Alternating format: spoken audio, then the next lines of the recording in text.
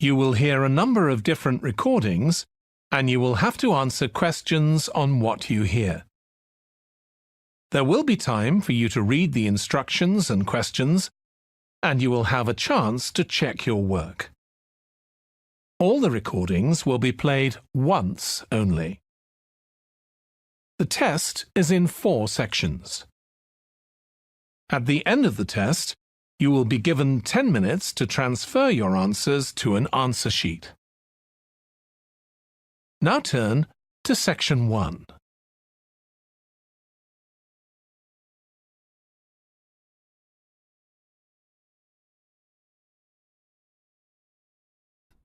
Section 1.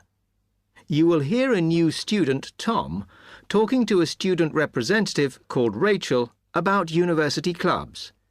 You now have 30 seconds to read questions 1 to 4.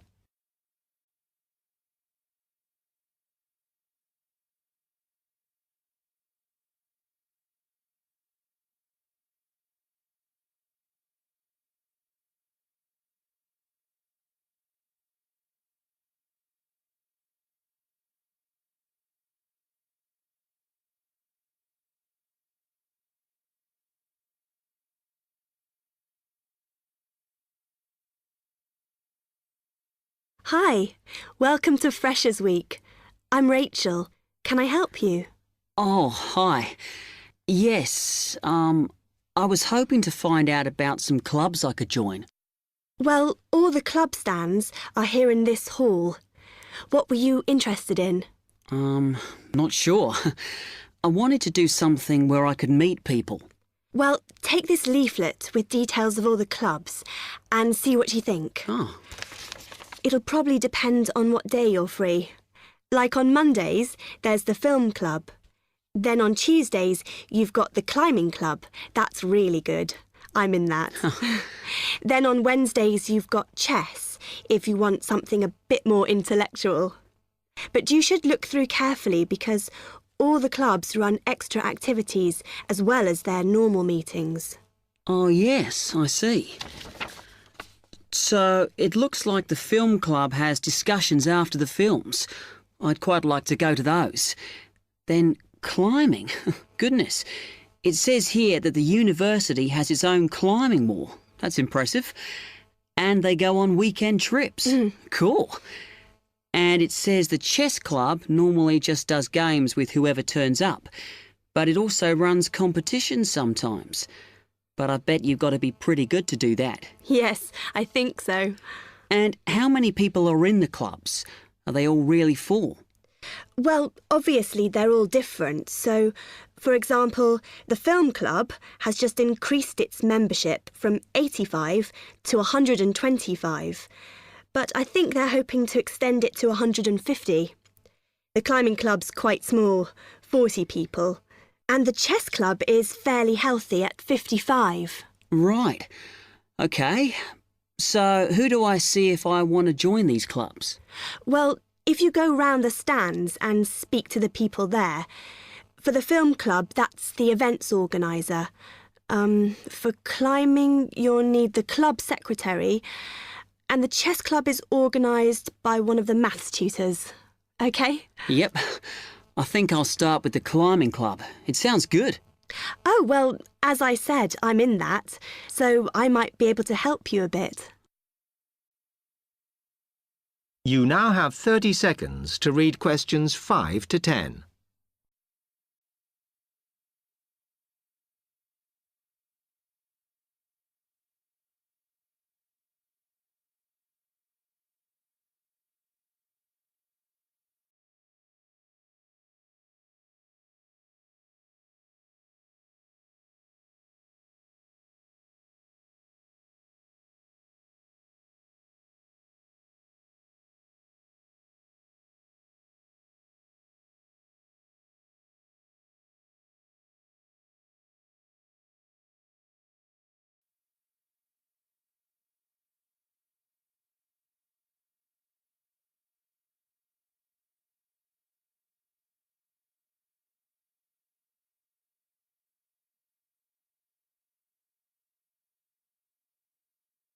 OK. It says in the leaflet that they get together twice a month. Is that right? Yes. Oh, you must join. It's really good fun. We go away quite a bit to North Wales, and every year we have a special excursion, usually to France, which is where we're going this year in the spring. The weather's too unpredictable in the autumn. Wow, that sounds good. But it must cost a lot. Yeah, but we try and save up for it through subscriptions. So rather than having a huge sum to pay in the month we go, we collect those weekly, so it spreads it out. Good idea. I think I'll definitely join. There are quite good benefits you get from joining. I mean, you need that, don't you? And the university clubs normally try and do deals with local businesses, so it's really worth joining. Like in the climbing club, they've got a special arrangement with one of the shops in town. So if you show your card, you can get money off equipment. Don't think the discount extends to clothes, though. That's really worth it then. I'll go over and talk to them now. OK. Hope you do join. Oh, and another thing I meant to say. If you do become a member, you automatically receive a magazine once a year. It's quite useful and interesting because it goes out to all the national climbing clubs. And the other thing is, if you come to every session, then you can get a complimentary ticket to the big exhibition that's held in Cardiff every year. So, hope to see you. Yeah, well, thanks a lot for your help. That is the end of section 1. You will now have half a minute to check your answers.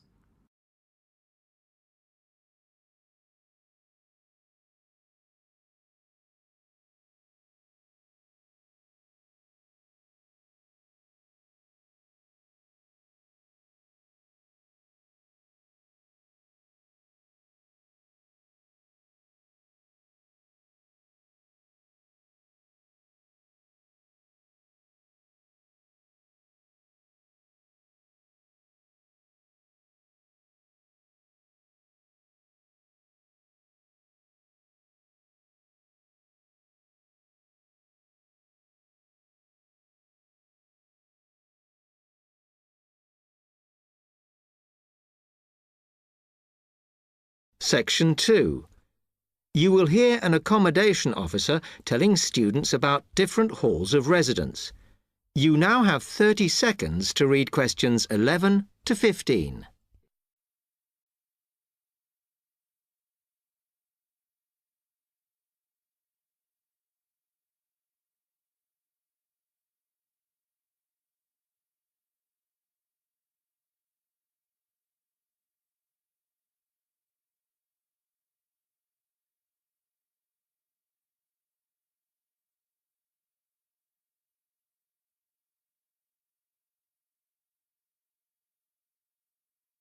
Good afternoon, and welcome to Stanton University. I'm here to tell you about the various halls of residence we have available, should you choose to come here. We aim to offer accommodation in halls to all first-year students, and you'll find there's a good variety to choose from. First of all, there's Brown Hall, which, as you'll see, is not the most modern of buildings, but it is very popular with some students. It's got a good sense of community, some nice refurbished kitchens, and unlike the other halls, it has recently had a gym built in its basement. Another option is Blake Residence, which is built like a large house, and so everybody cooks and eats together. It has its own sectioned-off bit of private garden and is even more peaceful because this is an all-girls residence. Although, of course, boys are allowed to visit the hall and, I understand, frequently take part in cooking dinner. The largest hall we have is Queen's Building, and this has been upgraded recently. The original parking area has been built on so that the hall now has a large common room, and each bedroom now has its own shower room, which many students regard as a real bonus. A further option is the Parkway Flats, which won an award for design in its day. And this building now has a preservation order on it. This has meant that only a limited amount could be done to upgrade it, and the surrounding area is important, so parking is not permitted around the flats. However, the flats do have many extra facilities, such as a special computer room, a small library, and a self-service restaurant. The cost of breakfast, lunch, and dinner is covered in the fees for this hall, so it does look a bit more expensive. The last residence we can offer you is 𝗟𝗶𝘅, which again is slightly more expensive than other halls as the rooms are larger. This has got very lovely views across to the coast, and this more than compensates for the fact that bathrooms here are shared between 6 students. However, the hall has domestic staff who clean the rooms once a week, so this is perhaps an attractive option for the messier amongst you. You now have 30 seconds to read questions 16 to 20.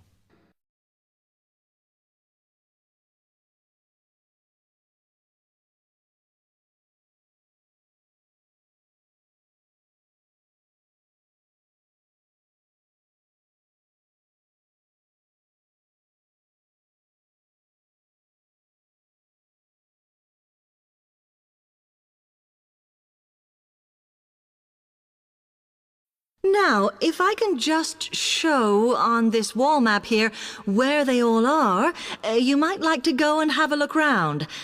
If you come into the main university entrance, at the first junction, you'll find that Brown Hall is on the corner opposite the theatre. So you're nice and near the station here, though I think it can get a bit noisy with traffic. The same applies to Blake Residence, which is directly facing the junction to the university entrance.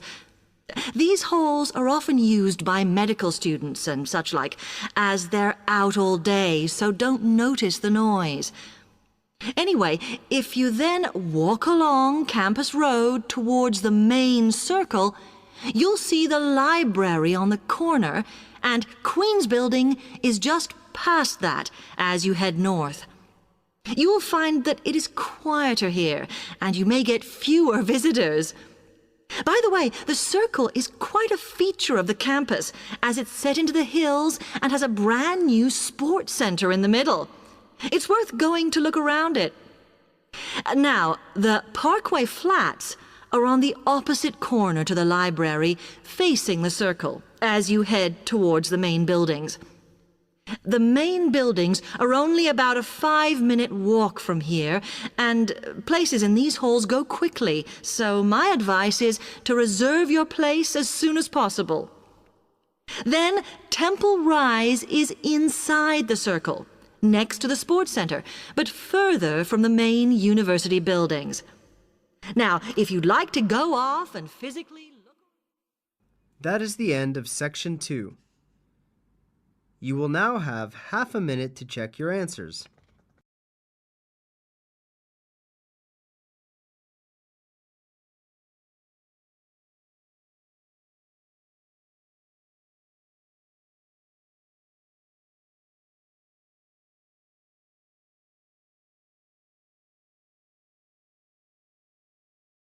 Section 3. You will hear 2 students, Jenna and Marco, discussing a business studies project they have to do. You now have 15 seconds to read questions 21 to 24.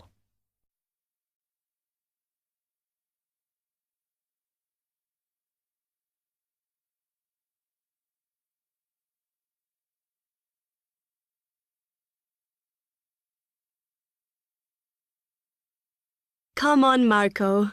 We've got to get on and sort out this project for Professor Buckley. Hang on. I want to make sure we've got all the information. Now, where are we? Well, today we need to sort out exactly what we're going to do and how we're going to divide the work up. Okay. How long have we got, by the way? The end of term is April 6th. And he said to hand it in on week 8, so that's March 25th at the latest, because the beginning of that week is the 21st, so not long. Right. Have you got the notes there? Yes. He wants us to do a fairly small-scale study, like the last one, on whether or not businesses were offering more benefits to staff. And we've now got to look at the rise in older workers. It should be fairly straightforward. Yeah, as long as we keep it small. Who's marking it? I don't know. Sometimes he gets the PhD students to mark it for him. Oh, actually, it just says here, a senior lecturer. I suppose it's too much for Professor Barclay to do them all. Yeah. Anyway, how are we going to go about this? Well, we have to decide how big we want it to be and who Yeah, but I think we must sort out a timetable for the project. Otherwise, nothing will get done. Okay. Do you want to do that? All right. I'll do it as soon as we finish here.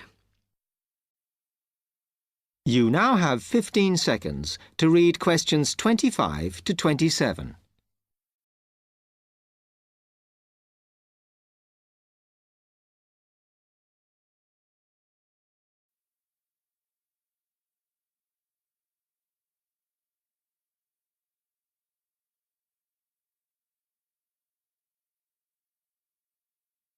Okay. What do we have to do now for the project? What's the best way to go about it? Well, Professor Carter suggested we set up a focus group to get some in-depth interviews, but I think that'll take a lot of time. Yeah, I agree. If we did a focus group, we'd have to spend time deciding who to include in it, and it's not necessary to do one anyway. Oh, fine. And if you agree, I think we should get in touch with the businesses on the list Professor Carter gave us and ask them if they're prepared to participate. Sounds good. Then we can go there, give them questionnaires and collect them later. Exactly. Okay. Then do we need to book one of those study rooms in the library so we can work together to input the data? Perhaps not, as I guess just one of us could just sort it out actually. Yes, that would be easier. A lot of what we're doing is qualitative, so it'll be writing up rather than statistics. No software for that, I'm afraid. And I think it would look better if we had actual shots of some of the staff, because we're citing appearance as a factor in employability, aren't we? Yeah, okay. I'll factor that all in when I sort everything out tonight. You now have 30 seconds to read questions 28 to 30.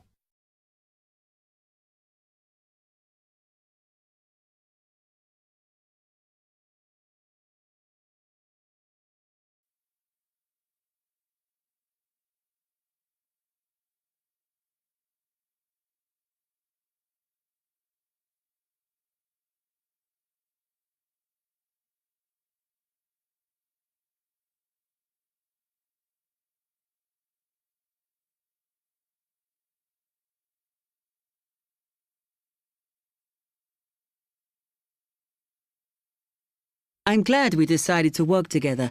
I think it's going to work out well. Yes, well, given that we had to work in pairs on this project, I think we were right to choose each other. We complement each other academically, as we're each good at what the other isn't. In fact, we should have tried working together before. Yes. Now, how shall we split the work? I'll do the analysis, shall I? Oh, okay. It's just that it might be faster, because I'm used to doing it. Although your English is better than mine. I need more practice at reading, really. Okay, I'll do the presentation then, if that's okay with you. Yeah, sure. I don't mind speaking in public, but I hate preparing all the notes for them. The thing is, the tutor said one person should do the whole presentation, and he said he expects me to do it because I haven't done one yet. No, that's fine. Now, let's see. That is the end of section 3. You will now have half a minute to check your answers.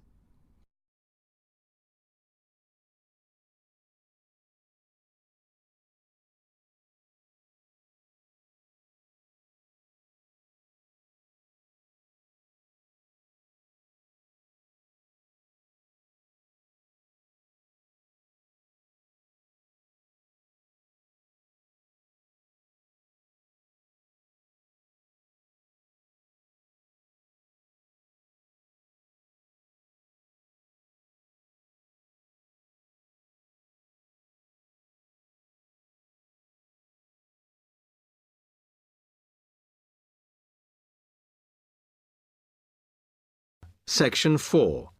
You will hear a media studies tutor giving a lecture about news sources. You now have 30 seconds to read questions 31 to 35.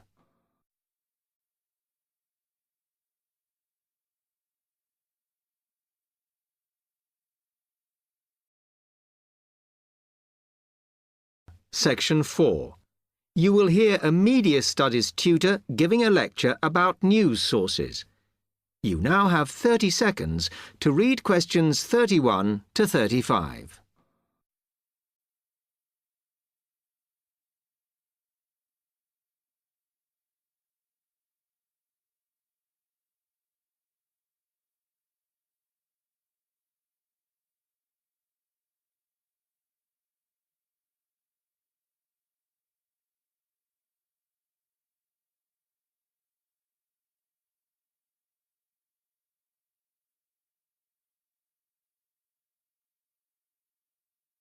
Okay, now many of you will have heard about the predicted death of newspapers, as people increasingly access the TV and the Internet for their news.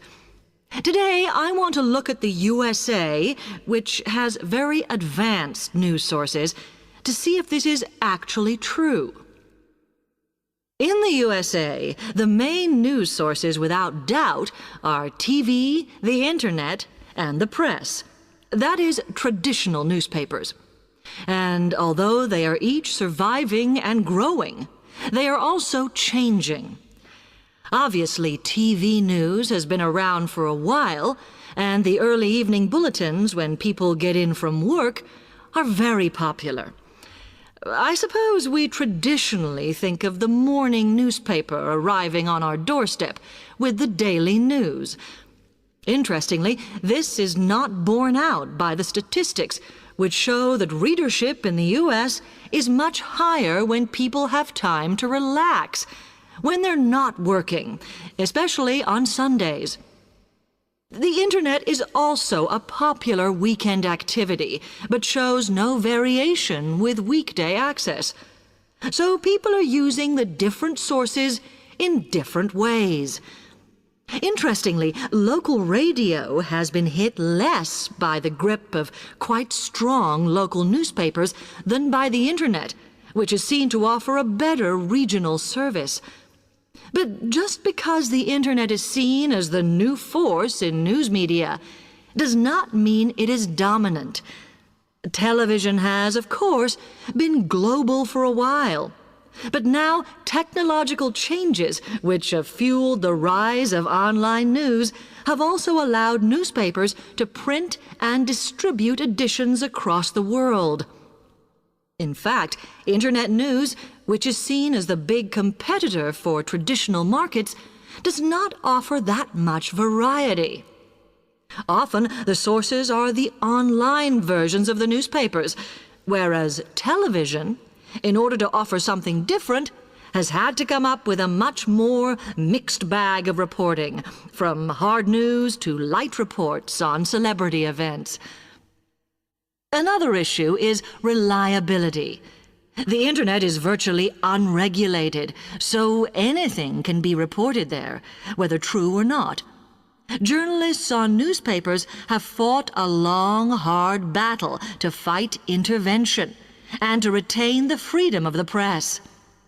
Television, however, is seen as critical to political power and has become subject to harsh controls about what it can or cannot say. You now have 30 seconds to read questions 36 to 40.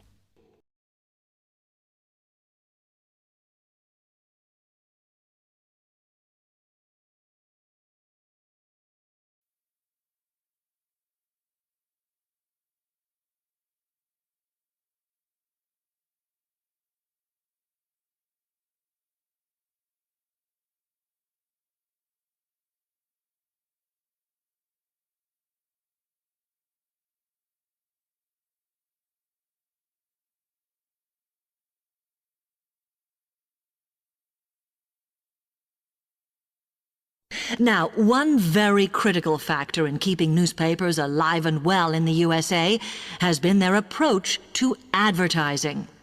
Obviously, newspapers are heavily dependent on advertising revenue, and they have become more and more imaginative in what they offer, in order to make sure that advertisers use them and not other news sources. This has meant that, contrary to popular belief, newspapers now have a significantly higher profit margin than the rest of American industry. So, how have they managed to raise advertising revenue in this way? Well, they have put a lot of effort into developing and maintaining a very strong association with the retail trade. And they've come up with a winner. A critical tool in their sales plan has been suggesting that the adverts they run can have vouchers. This has been enormously effective because they have found that not only do more people buy the paper to get the discounts, but also that this inevitably means much higher sales for the clients who advertised. As well as doing this, the newspapers have also introduced aggressive sales campaigns over the last few years. This has resulted in a significant and continuing rise in the number of advertisers prepared to pay the extra for full-page ads. So, what I would like to move on to... That is the end of section 4. You will now have half a minute to check your answers.